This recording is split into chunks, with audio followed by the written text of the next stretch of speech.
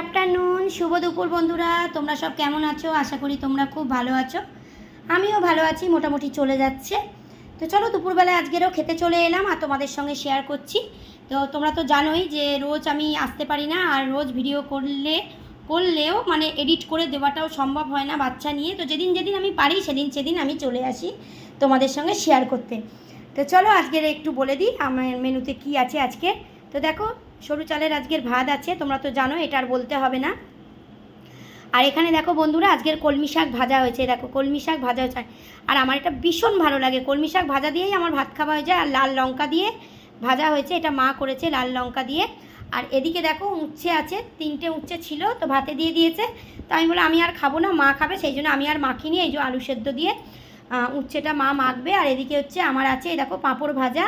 আর এদিকে হচ্ছে আজকে সোয়াবিন হয়েছে, আলু দিয়ে সোয়াবিনের তরকারি হয়েছে আজকে। তো এটা আমি করেছি সোয়াবিনের তরকারিটা। আর এদিকে আছে আম আছে দেখো, আর শশা আছে। তোমরা তো জানোই শশা ছাড়া চলবে না।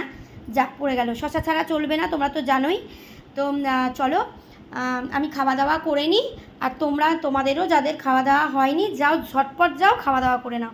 আর আমার প্রচণ্ড খিদে পেয়ে গেছে বন্ধুরা, কারণ আমি সকালে আজকে টিফিন একদম করতে পারিনি, টাইম পাইনি।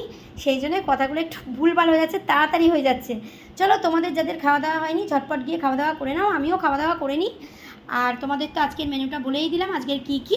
তো চলো, তোমরা সকলে খুব ভালো থেকো, সুস্থ থেকো, সাবধানে থেকো, আর আমার পাশে থেকো, কেমন? চলো, টাটা।